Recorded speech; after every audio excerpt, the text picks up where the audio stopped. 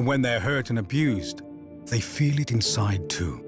But right now, you can do something incredible for donkeys. You can support the Donkey Sanctuary. Just call 0800 035 9318 and give £2 a month. Because your support can help protect donkeys. You can help us to treat the sick and the injured.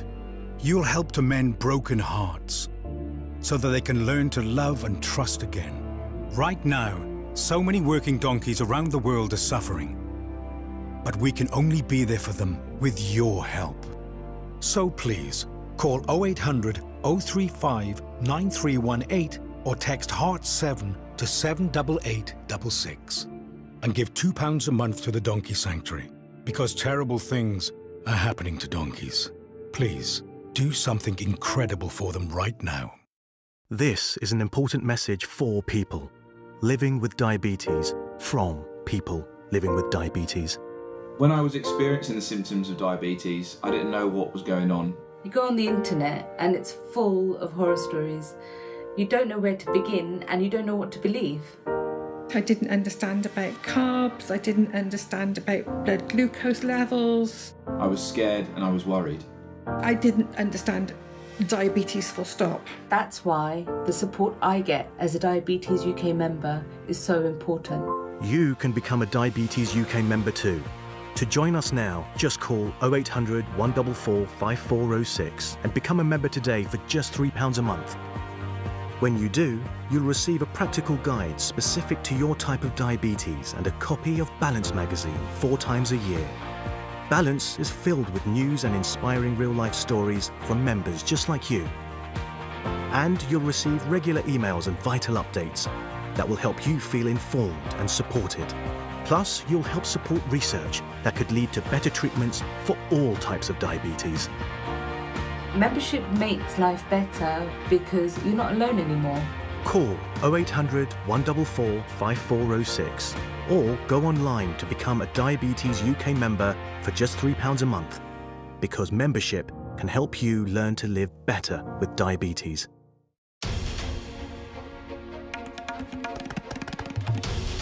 This is NDTV, and you're watching NDTV 24/7.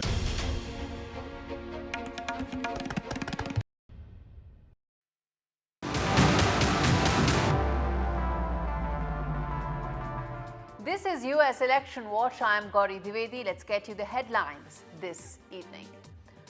First up, as the Harris versus Trump presidential battle enters the last 8 weeks, the presidential profit predictions exclusively on NDTV. Allan Lichtman will speak to US Election Watch on Election Watch with me. Former President Donald Trump pleads not guilty in the revised election interference case.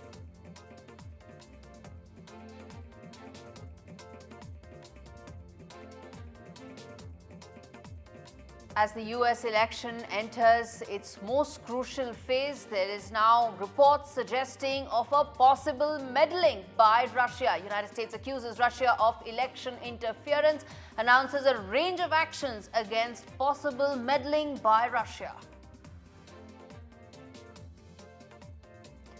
Russian President Vladimir Putin says that he would support Vice President Kamala Harris in the upcoming 5th of November US presidential elections. And US President's son Hunter Biden's tax trial is set to begin in Los Angeles. He faces serious charges of tax evasion and failing to file taxes of over $1.4 million.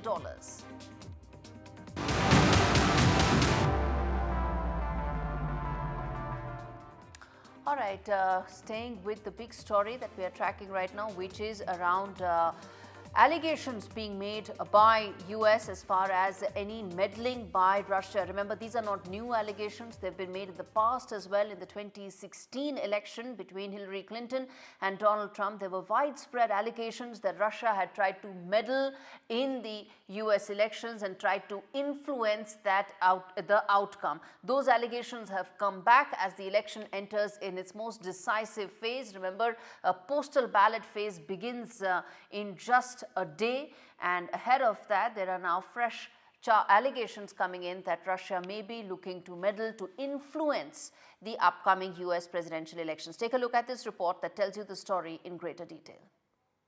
Announcing a new policy to restrict visa issuance to certain individuals who, acting on behalf of Kremlin-supported media organizations, use those organizations as cover for covert activities and are responsible for or complicit in these malign efforts.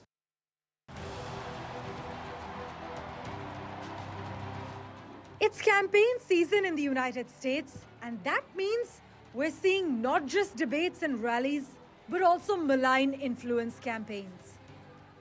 In what is being described as the Biden administration's most significant response yet to Russian interference efforts, the United States has made major announcements regarding Russia's alleged interference in the election and unveiled a new wave of sanctions, criminal charges, and seized more than 30 internet domains.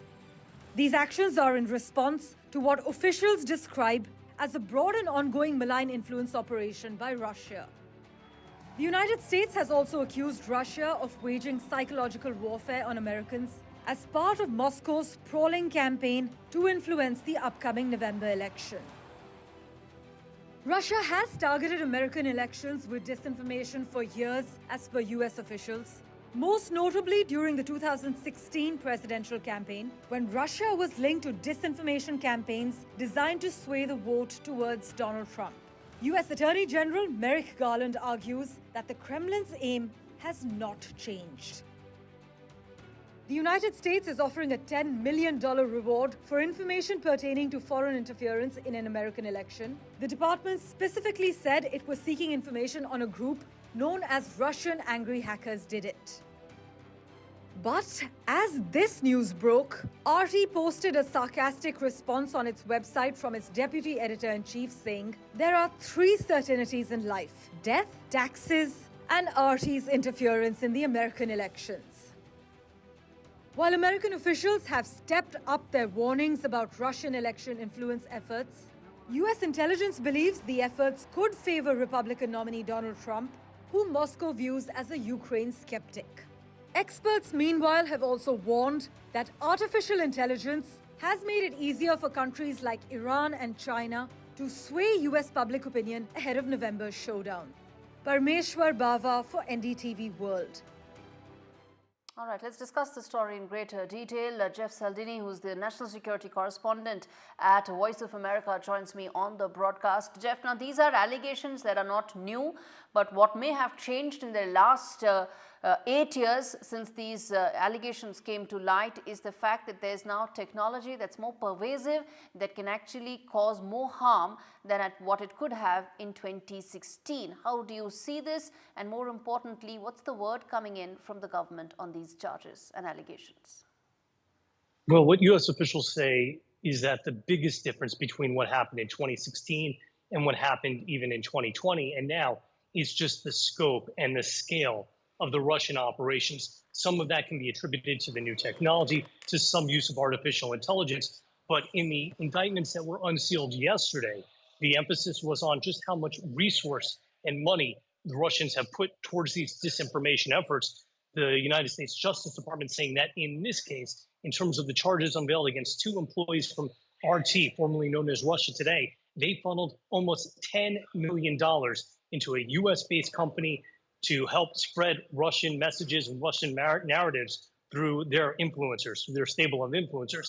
And the Attorney General, Merrick Garland, has said that they expect that this is going to be part of the Russian playbook, that they're going to continue to do this. They're going to continue to apply resources in order to spread narratives that benefit Russia. In some cases, those are narratives that are anti-Ukraine. In some cases, as the U.S. intelligence community has said, that could be efforts to help boost the candidacy of former President Donald Trump. And in some cases, it's just to create more divisiveness, some more discord in American society. You know, when you talk about these disinformation campaigns and even deep fakes and what AI can do, Jeff, we are still about 2 months away from the election. And do you expect, or you know, when you've been speaking to your sources within the administration and within the government, are they saying that, you know, some of this could actually become louder, more pronounced as we go nearer towards the actual election date? They're expecting that it will become louder and more pronounced. They also say that they are on guard for what could happen after the election itself. Look, it's not just Russia, but Iran as well has been very active, very aggressive, according to U.S. officials, in this election cycle. And part of their goal is to create the discord and the divisiveness. And to do that, they are very possibly going to target what happens on election day and perhaps spread narratives, spread propaganda, and on social media and other ways to create confusion and concern about the results of the election itself. So election officials are bracing for that possibility as well. Jeff, very quickly, any word coming in from the Trump team? Because, you know, allegations and charges pretty much go up to the Trump team.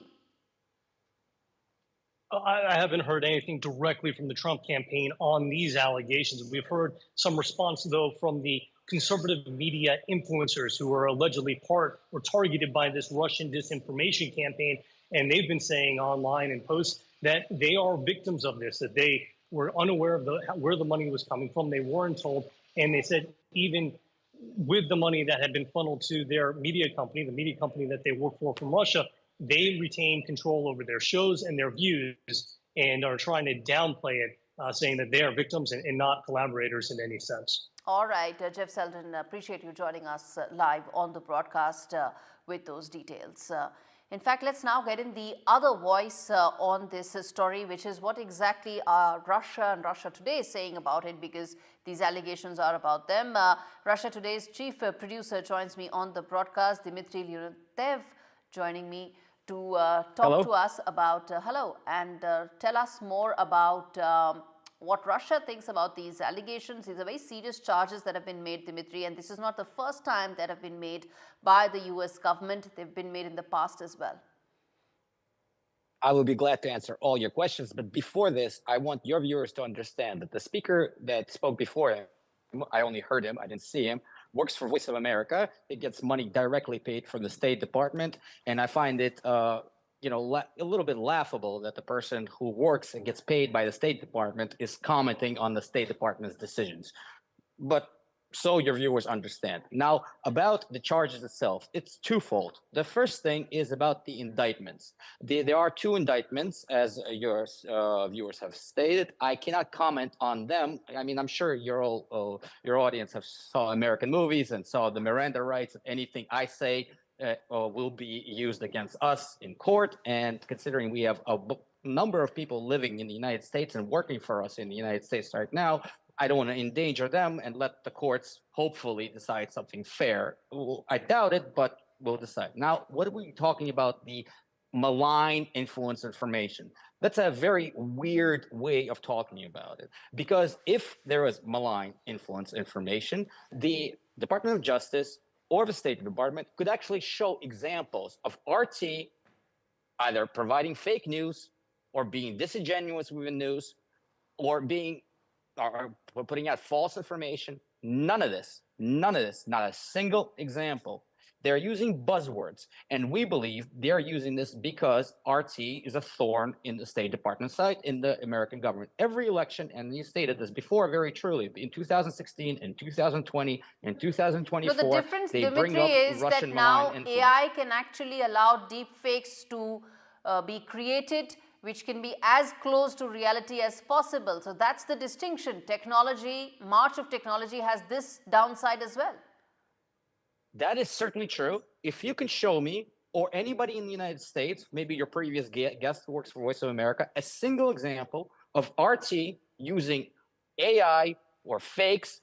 I mean, we're not a clandestine operation. We're a media company. What we do is put out there, and just look through it. There's no secret. If there's one single example where we've done this, we would love to see it.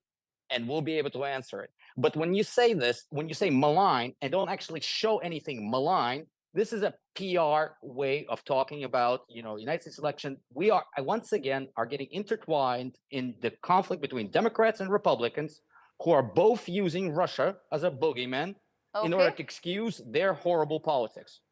And frankly, our answer, which some people thought was, a little, tongue-in-cheek, is because we're so tired of it. Well, you It's cannot been 12 accuse me years, of not same giving you playbook. enough time to respond and to talk about the other side. So we at NDTV have been putting out both sides to this story, and we've given you your airtime as well.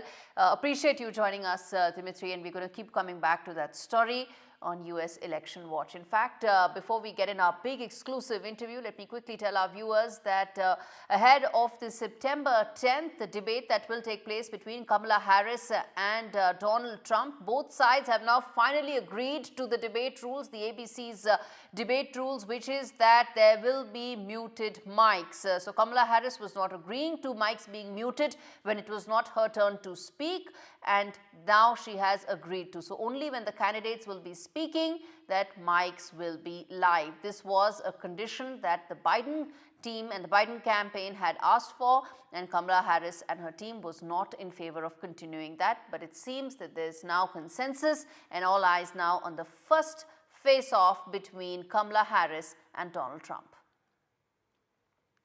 All right, shifting focus now to the big story and the big interview of the show today, which is Allan Lichtman, who is a presidential prophet, who's known to correctly and accurately predict many presidential elections in the United States in the past, and he is joining me to talk to us about what does he feel about the elections, who has a better chance, what are the criteria by which he has come to that and finalized that decision and taken that call as to who really has a lead and an edge right now.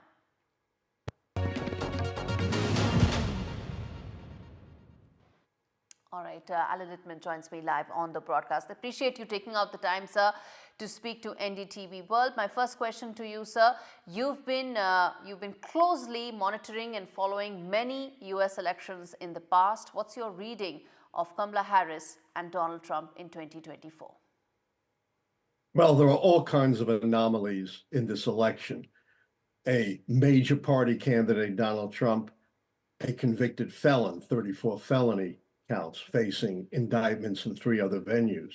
And on the other side, an unprecedented withdrawal of a sitting president from the race right before the Democratic convention. But the keys are the North Star of prediction. They remain constant despite the fluctuating events of the campaign, because they tap into the structure of how American presidential elections really work, as votes up or down on the strength and performance of the White House party. And that's what the keys gauge. And the way it works, if 6 or more keys, any keys, go against the White House party, they are predicted losers. Otherwise, they are predicted winners. It was this system that enabled me, against all the pundits, the pollsters, and other modelers, to predict Donald Trump's win in 2016. And what we have this time is the most keys that could fall against the White House party, based on my system, is 4 to 5, 5 as a maximum. That still leaves them as predicted winners, because it takes 6 keys or more to count them out. So how many keys are there? For the benefit of our viewers, how many keys or how many parameters do you really have on which you decide? It doesn't quite work that way. It works how many keys count against the White House party, and it takes 6 to count them out. So they've lost the mandate key, which is based upon losses in US House elections. They obviously lost the incumbency key with Biden not running, but with the party uniting around Harris, they avoided the loss of the contest key. Finally, the third key that they lost is the incumbent charisma key, because Harris, whatever you may think of her, is not a once-in-a-generation, broadly inspirational candidate like Franklin Roosevelt or Ronald Reagan. So that's 3 keys down. Remember, it takes 6 keys to count them out. And the only other 2 keys that are shaky are the 2 foreign policy keys, because the wars in the Middle East and Ukraine are so fluid. I think those keys will split and Harris will be down 4 keys, 2 keys short of defeat. But even if they both flip negative, that means Harris is down only 5 keys, still 1 key short of defeat. All the other keys are locked in her favor. Okay, so between now and the actual election, what according to you are those areas where there could be some lack of clarity or uncertainty? The only 2 areas where I see uncertainty, as I mentioned, are the 2 foreign policy keys: foreign military success, foreign military failure, because of the vicissitudes of war. You know, we don't know exactly what's going to happen in Ukraine and the Middle East. Could there be a ceasefire and a hostage release? Could the Ukrainians stave off the Russians in the Donbass region and make further incursions into Russia? But my point is, no matter what happens with those 2 keys, there's not enough keys to predict that Donald Trump could regain the White House. For a while, I thought third-party key might be shaky, but the RFK Jr. campaign has fizzled. He suspended his campaign. For a while, I thought the social unrest key might be shaky, but demonstrations at the Democratic convention, turned out to be underwhelming, and the campuses have been very quiet. Nothing approaching the massive sustained social unrest that calls into question the stability of the country. That's what it would take to turn that key. What about the economy keys? There's the short-term economy, the long-term economy, an area that the Republicans have been really focused on and making it a cornerstone of their campaign. Yeah, the point of the keys is we don't pay attention to the campaigns. Based on the campaigns, Hillary Clinton should have won overwhelmingly in 2016. She won every debate. She had a better ground game. She was more experienced. She raised more money. She had more ads. My 2 economic keys are statistical. They're very specifically defined. The short-term economy key says there's no recession in the election year, and the National Bureau of Economic Research that tracks those things has not called a recession. You can't have a recession in just a couple of months. It takes much longer than that for a recession to take hold. So that key is solid. The long-term economy key is also statistical. It asks whether the real per capita growth during the current term is at least equal to that of the average of the previous 2 terms, and per capita growth under Biden is double or more that of the average of the previous 2 terms. I don't take into account these fluctuating polls or what the campaigns are doing. And this is exactly what I was going to ask, that while speaking to you, it looks like almost a certainty that Kamala Harris is coming she's winning this election, but some of the polls seem to suggest that it's pretty much neck and neck between Donald Trump and Kamala Harris. That's the beauty of the keys. They're not poll dependent. Look how the polls misled the poll dependent predictors in 2016. The most eminent among them, the Princeton University Consortium of professors, headed by the great Professor Sam Wang, gave Clinton, based on the polls, a 99% chance of being the next president.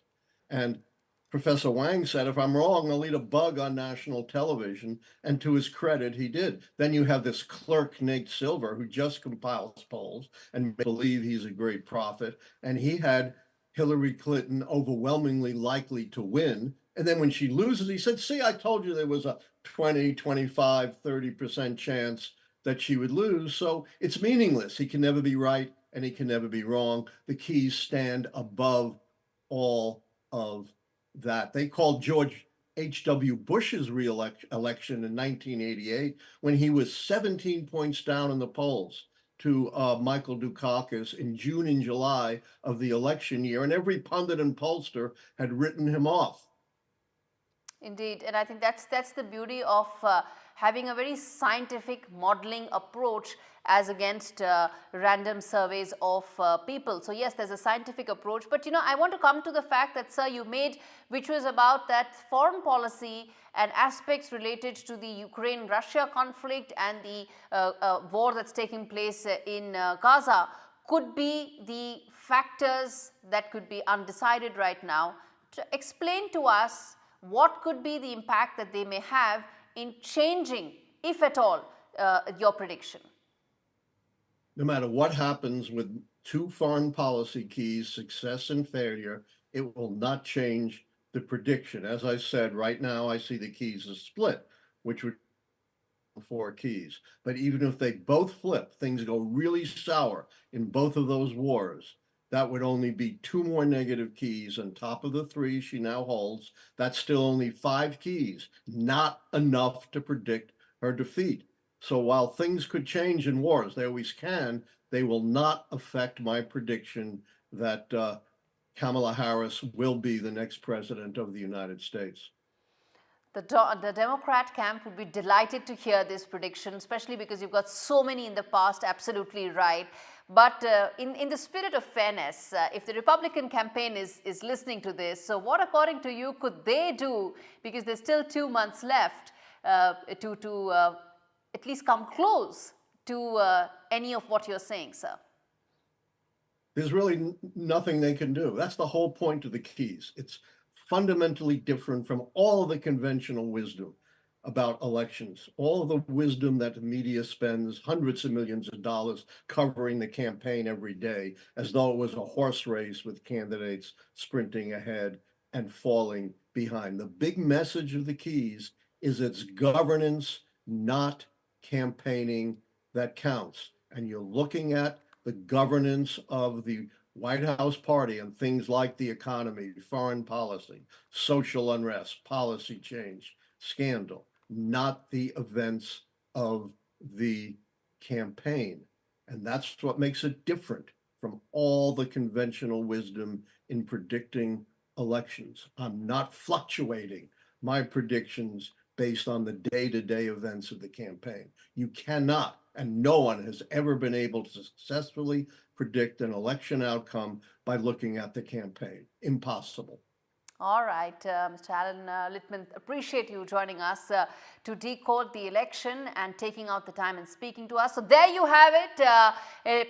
The word coming in terms of a prediction is that it is Kamala Harris that who could be the next president of United States. So 2 months left for the election, but that's the big word coming in from what many would say election guru, who's been able to predict so many presidential elections in the past. Staying with Kamala Harris, well, she's also turning out to be a favorite for Russian President Putin, who says that he would support Kamala Harris in these upcoming elections.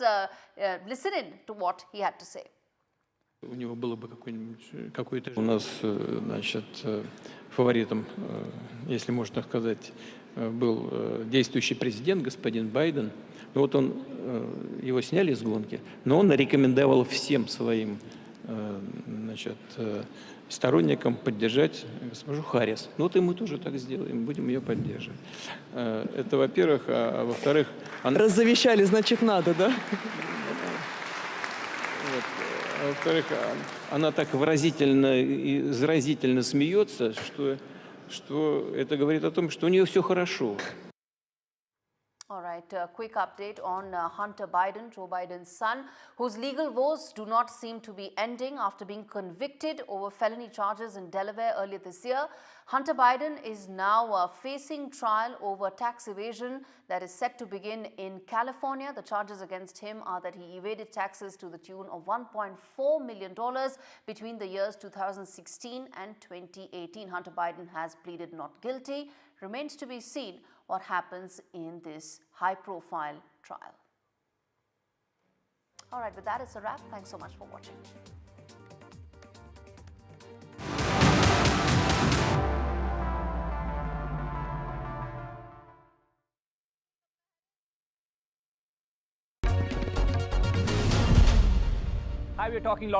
Ever imagine how you'll feel the first time you see a lion in the wild? or if Japan really is worth the long flight. Ever pondered how ancient civilizations built that? Or how you'll ever describe moments like this? Ever wondered how it feels to